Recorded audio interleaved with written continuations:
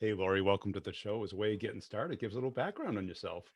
Yeah, absolutely. So I'm Lori Hopper, 31 years old. I have How been tall are in you? sales. Yeah, right. 5'3". Um, it depends though. On after I close a sale, I'm about 6 foot.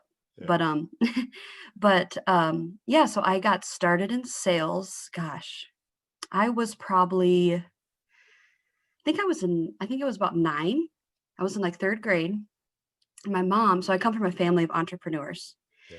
So, one of my mom's jobs when I was growing up was she was a director for Pampered Chef, so the kitchen tool company, and they had this every year. They have like something that you could work for, like a trip, and so that year was Disney World. So I really wanted to go to Disney World, so I took her catalog to my third grade class and sold one of the parents on having a show, and then my mom ended up doing a little over $1,000 in sales. And just for some reference, she usually averaged about 500 to 1,000 a month. So one show, $1,000 in sales, and we went to Disney World. So after that, it was history. Yeah. So you immediately had that connection between effort and reward. Absolutely. Yeah. Because I think that got me addicted to the immediate gratification of sales. But after you studied marketing in college, Yep. did you look at that as the same as sales, or did you understand the distinction then?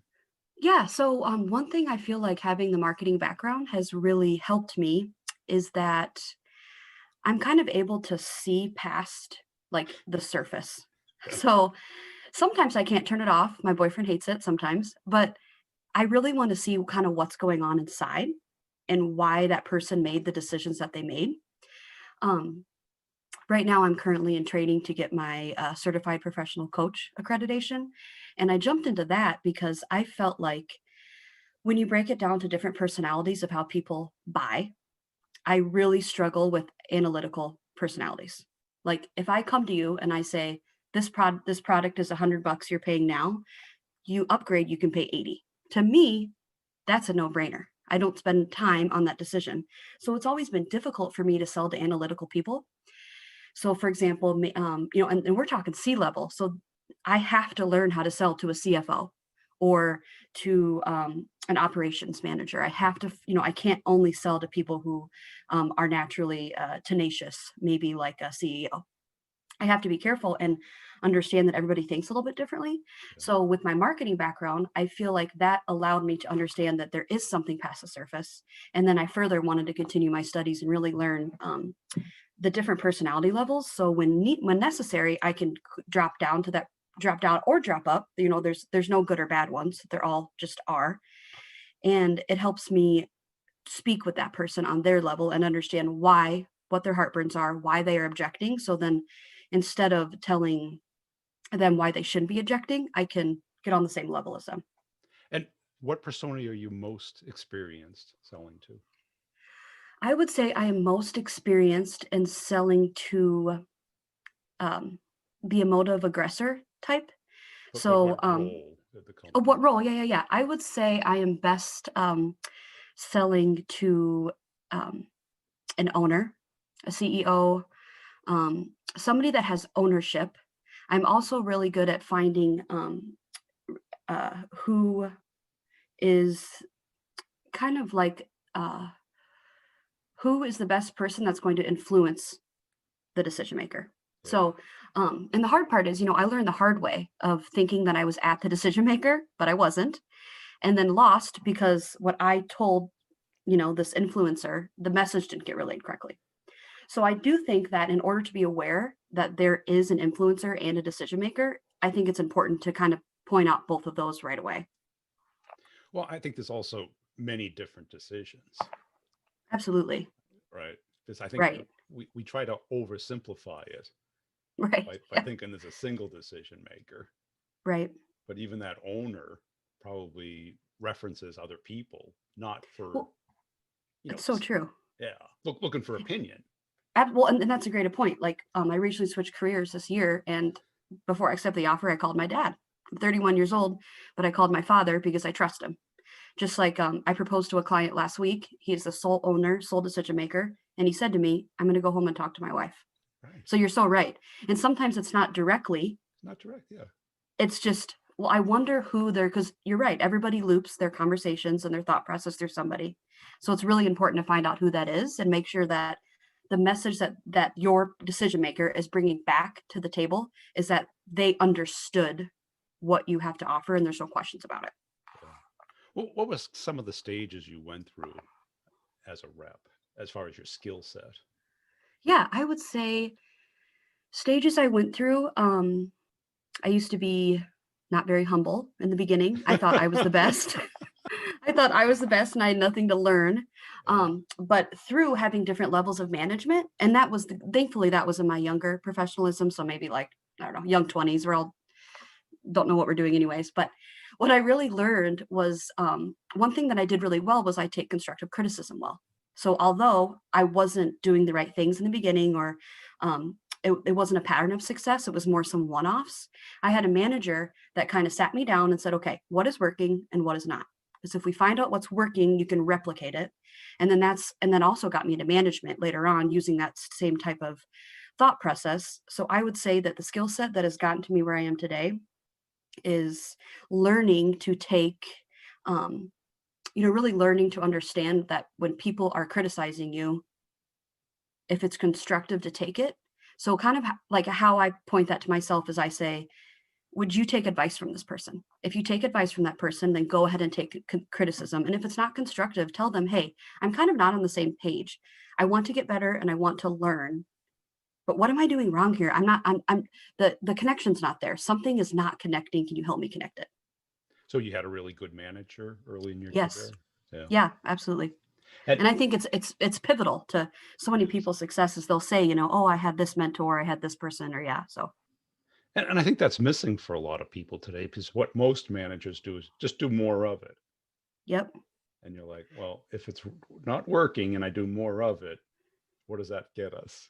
Right. And what's funny is how come when we find something that works, when it starts working, we tend to slide back from doing it. It's almost like, oh, well, it's working, so I don't need to do that anymore. But we forget that, well, that's what was working. Yeah. So And what kind of allowed you to do that? Was there something in your background that gave you the self-confidence to take feedback without you yeah, taking it personally and yeah, hurting your absolutely. feelings? Yeah. So like I mentioned, my parents are both entrepreneurs. I mean, I grew up around, we would sit around the dinner table and we'd talk about ideas and which idea was going to make us richest the quickest. I remember, I remember my dad, it was right when Beanie Babies came out. I was probably like, I don't know, 8. I mean, my sister and I were really into it. We went to like Beanie Baby swap meets, unfortunately. But my dad said, why don't you girls create your own version of this? And so we made this thing called Alpha Pets. It was basically Beanie Babies, but in the shape of letters. Yep. And I distinctively remember that because that was kind of what showed me you can do anything you want. And if you jump and you fall, your parents are going to pick you back up. So since I learned that at a young age, although I never needed them to pick me back up, the fact that I always could was so important to me because I was able to take that leap of faith with, I mean, confidence isn't tangible, right? So you don't necessarily see it, but you feel it. So knowing that I was supported regardless if I made a mistake or not was huge for me because I took tons of risks when I was younger. I moved all over the country in my late 20s in order to get the right role. In the beginning of my career, in my early 20s, I moved all over the state of Iowa and Illinois. So not the country, but I literally was like, here I am, mold me, put me where you want. And that's where I ran across, one of the best managers I've ever had. And that all ties back to the confidence my parents instilled in us when we were younger about if you have an idea, run with it. And as I've gotten older and I'm practicing this, the leadership coaching, I'm learning that there's typically 4 separate ways that somebody like falls into conflict. And so I'm realizing that a lot of the conflict that I was able to skip out on was because I did not have the doubt that I wouldn't be okay if I didn't make it. Yeah, I mean that seems to come up quite often. People who do things outside their comfort zone, right around that college, post-college Yep. time frame, junior year abroad, or take a year off and travel, or try a bunch of different careers. Because when you're thrown into a different geography or travel a lot, it's almost 100% outside the comfort zone. Absolutely. And, I moved to Vegas in 2016 for 2 years, and I was familiar with the area because I had vacation there, but I never had lived there. And so it was a very pivotal point in my growth and my maturity level, because I realized that while I had the confidence to do on my own, and again, it's not tangible, right? So when I got there, I was like, what's next? What do I do? And I couldn't call my parents to help me, right? Because I went there on my own. So I think on a key to kind of put onto with the confidence is that you also, once you know you have that confidence, you have to continuously build on it. And Right. so that way, when I had doubts, I could go back and say, okay, but you doubted yourself, when you took this promotion for this role and you were, and it's to this day, it's difficult for me to have difficult conversations with an employee. So that's something I'm working on. So I would go back to that and say, hey, but you got through that conversation, so you can do that this time. And so I think it's so important that when positive things happen in our life, that we create those as precedents. Um, but at the same side of the token, when negative things happen, I guess I have it right there, but I always say it takes one time to lose. And after that, you better learn every single time that you lose a deal, because if you lose it, you've lost all of the energy on it. But if you can learn from it, at least you can take it back and say, I'm not going to lose my next deal because I learned from this deal. So I think you can use that same thing with your confidence and with your current struggles that you go through, and using that to kind of almost fake the energy until you can get it on your own. Yeah, I like that because you paid the tuition for that lesson, the lost Right. commission. Right. Exactly. That's such a good way of putting it. It's I paid into this, so I'm going to get something out of it. And it might not be a signed deal, but it'll be a signed deal next time. Right. And mark that lesson down. But because I Right. see reps make the same mistakes over and over again, because there's so many traps in selling. Right. Right. Well, especially I was reading a document this morning, and um, this person, long story short, what the person was looking for a one-worded answer to rebuttal an objection, and somebody mentioned, a very long paragraph, and they went back and they said, telling me what you think is right only actually just upsets me more and pigeonholes me Yeah. into a defense mechanism. If I can get on your same level and say, hey, this is why this is happening, this is what this is doing, kind of meet them where they are. I mean, same in personal relationships, right? Like if you constantly have that combative nature, there's no thing versus good and bad energy. It's all energy. So good and bad are just constantly doing this to each other. So if we just look and we say, okay, this wasn't good, but it wasn't bad, it just was.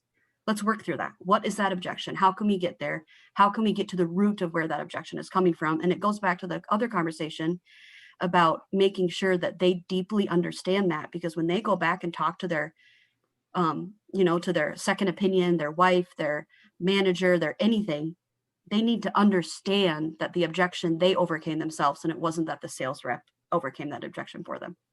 Right. And, I think when people try and overcome an objection, it usually means you're moving too fast. I think the judo, the go with the resistance, align with it, hear it out, find Why out what's fight going it? on. Yeah. You're Right, not going to right, win. right, right. Exactly. You might as well you can't beat them, join them. So get on the same level and see where they're at. Yeah. And how do you approach reps that you clearly see them doing something wrong, or they're frustrated, or they're not seeing something? There's a character flaw or a skills gap. Yeah. So what I So I've been in management a few times in my career. And the thing that I continuously went back to was I do not like excuses. I do not like them. I try not to use them. Um, I have tried to take away from, I didn't have time to to that wasn't important enough for me to finish. What I tried to do whenever I see, I'm not a manager now, but because by choice, but when I have a coworker, okay, that might be struggling with closing a sale or getting the right behaviors down. What I try to do is change their frame of mind and say, okay, instead of saying, well, I didn't make my 50 dials today because I ran out of time, start telling yourself, I didn't make my 50 dials because they're not important to me. And you very quickly will watch how your actions either are going to match what you're saying and you're going to burn out and fail, or you can say, wait a second, but I know that cold calls are important to me, but my actions aren't showing it. I think sometimes we have to take a step back and really say, are we doing what we're saying that we're doing inside?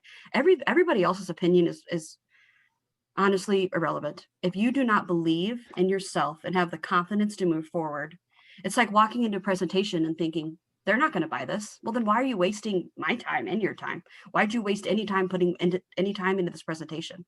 So I think that confidence comes first, but you also have to self-check yourself. Like, are you really doing what you're saying you're doing? Are you really sending all those emails? Did you really email that guy until he never responded? Or did you just really email him twice? Or did you only cold call them 3 times? Did you really do everything you did to exhaust the option of saying, what I'm doing isn't working? Because until you did, you didn't. You It's know, simple. I always say excuses are a lie that only you believe. That's so true. It's so true. No one Yes. believes them. No, no. And nobody wants to. Like, and then I remember my mom was trying to get a pair of shoes for this wedding. And she kept saying, I don't have time. I don't have time. I don't have time. And I said, you have time. It just hasn't been important to you. And she Right. was like, it is important to me. So I got to go get these shoes. And so it's funny how just, I don't know if you ever read the book, The Challenger Sale, but I think it's kind of like a new generation of sales where, let's challenge each other. Like how this kind of ties back into sales is in the beginning of my presentations, I've been reiterating before I present. I'm in a software sales and IT infrastructure, cybersecurity sales. So in the beginning, before the process, I've asked them, we've gone through discovery, we've kind of taken a picture of their network, what kind of threats, open doors that they're looking at, and how we can help them. And how I start my presentations is, let's go back to day one. You told me 3 things that you wanted to do. You wanted to, manage your network better, get some projects done that you've been putting off, and you want to have training for your employees for user awareness training. So then when I start my presentation, I go back and I reflect on those. This is what you told me that you wanted. Here are the 3 things. Here's my presentation. I have delivered what you've asked me. So that way, if they have an objection, I can challenge them and say, listen, you asked me to do these 3 things, and I brought you 3 of them, plus a little cherry on top. So if we're not on the same page here if you don't think that this is what's right for you. And I think sometimes we get a little nervous, kind of challenging the client because the customer is always right. But the customer is actually always the customer. If the customer says the sky is green and it's blue, they're not right, but they are the customer. And so they need to be treated with respect. Yeah. So I think that's why it goes back to, being able to challenge each other. And I never want to be the smartest person in the room. I want to be challenged. And if I'm not challenged, I get bored. Well, we want to defend ourselves. Your mom says, "Oh, I Yep. don't have time," so she has this out. Right. But Exactly. yeah, And so because it's almost like setting up a plan B so that I know that if I fail, well, I didn't have the time. I had to do X, Y, and Z, and that's why I couldn't do, and this what I is said I would do.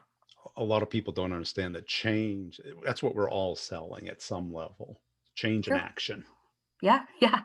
And our subconscious mind only wants us to survive. Doesn't Sure. think beyond today. Nope. Just Yeah. we need you to stay alive and Yeah. and Well procreate fed. if you're Yeah. able to. Exactly. But that's it. And once you've done that, your brain's kind of like, hey, I kept you alive. And one thing I'm working through right now in my mind is thinking about, if I look into something if I am too protective of certain things, and let's say if it's something I need to work on, like I tend to get hyper focused on something, which can be a good thing and it can be a bad thing. My hyper focused on good sales practices and making sure I get my dials in, tracking my CRM activities, networking. But on the other side of it, if I find an issue, I can hyper focus on that. So now that I'm aware of that, what I try to do is kind of work backwards from it and say, okay, well, why was this important to you? Why did you think this way? And like you said, it always comes back to a frame of mind of if we told ourselves we can do this, or if we told ourselves we can't. Yeah. It's always goes back to you, always. And it's back to that excuse. Was it valid? And did you do something with it? No, they're never valid. It's always a lie. When someone gives you excuse, have you ever believed it? No. And I get them all day. It's like, yes.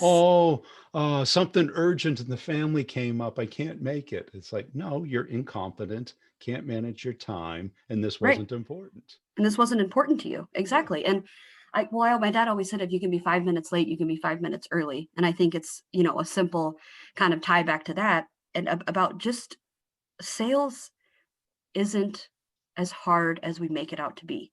If we talk to people on their level, understand that there is an issue, or find and show them the issue that they're having, and then a solution to that issue, and then a close.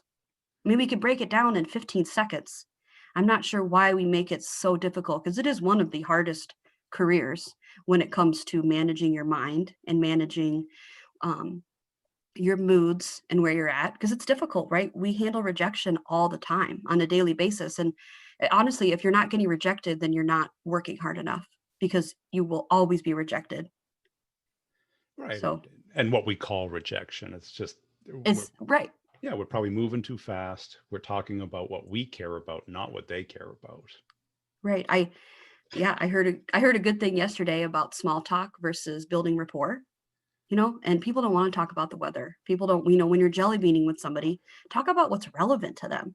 Talk about something, and it's an art that I am still working on, because sometimes I can go on tangents if I see, like, I'm really aviation and love aviation. So if I go into someone's office and I see airplanes or anything like that, I can tell them what the airplane is and we can talk about it. And I have to be careful of stopping that, or give yourself so many seconds and then use that to convert into the sales process, which I think, that comes with experience and wisdom, because many times I've fallen flat on my face and had silence. So but it's all about taking what I learned, kind of, building myself up higher, starting from there, building myself up higher, starting from there. It's just that until you're where you need to be.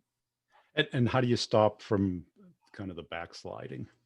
Yeah, I think yeah, right. I think how to stop from the backsliding is what I've started to do is, when I catch myself making excuses, sliding back into poor behaviors, um, I'm not sure if it's the best way to do it, but I kind of just cut myself off cold turkey. So a few months ago, I felt like I was spending way too much time on all my social medias.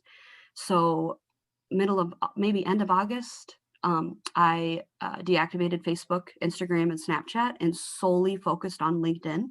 Yeah. I only took, when I would scroll through LinkedIn at night, I made sure if I stopped and looked at anything, that I commented on it, that I fully read it. Like, when they say 2-minute reads, 5-minute reads, I made sure to pay attention to that. And my awareness and following of really resetting what I can get from social media by just solely focusing on LinkedIn has been incredible. I mean, I have been following you for I remember the first time I ever started following you was when you did a video, and it was on like, does it work when managers just constantly yell at their reps? Like, is it really going to work if you constantly say, well, it's having sales drop, it's not hard. You have this to do, you have this to do, like, follow these rules. And I remember my boss at the time and I were watching it, and I was like, this is so true. And he was like, this is so true. I do this. And so I think it's about being able to accept that, hey, again, be humble about, I'm not doing what's right 100% of the time. So help me figure it out. I see that you're really good at business acumen. Could you help me with that? And I will help you with um, learning how to get the presentation part of the sales process down. So I think Yeah. it's so important to reach out and Yeah, because I mean, I think a lot of people focus on just doing more. yep, They're not really coaching. They're kind of like bouncing a ball back. right, It's right. like shaking that. Remember the magic ball? You shake it, and some Yeah. random number came up. Yep, You exactly. could have one for like sales leadership. Shake it, and it's like, get back to work. Shake it. Yep. Take 5 minutes off. Right, right, That's right. not. Okay, you get Yeah, you want to get deep with somebody. It's like, right.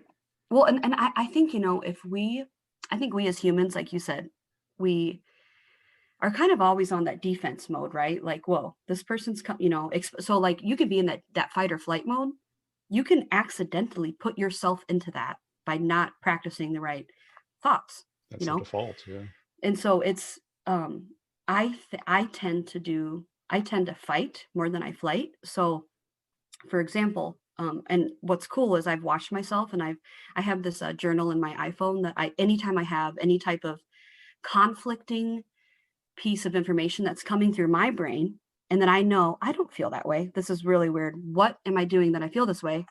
I write it down. I go back and I basically research it on why I felt that way. I can go, and then that way I can level myself in when I feel that way again. So it really is truly, I've had so many less um, conversations go towards the fight or flight because I've recognized that I do that. And so instead, I realize, is this you doing it? Is this your perception or your interpretation of what's going on in front of you true? Because if I don't see that there's any other interpretation, then my interpretation is wrong. Because we always have to look at things holographically, right? They have to know there is everything's multidimensional. You know, we look at how I see you right now in this video and how you see me is different than how I see myself in this video. So we have to start looking at deals, at relationships, at networking events, at deals that we lost, or anything that is more than one side of things. We have to start looking at them holographically. I think, right, because otherwise we just react to them. We get that Yep. knee-jerk reaction, which is the Yep. default. We have to, Absolutely. And it's easy to do, right? it's hard not to do, right? Yes, it's just instantly. You'll Yeah. fall right into it. And you can even see yourself saying, why did I just say that? I don't want to say that. I don't want to fight with this person. I don't want to have a conflicting Right. opinion that's negative, because there is such thing as positive conflict. You know, there Sure. is Yeah, times that we it's have a to talk through debate. stuff. Yeah, Yes, exactly. constructive debate. Yeah. Absolutely. And those are the most productive ones because both people are getting at the root of what really matters. Right.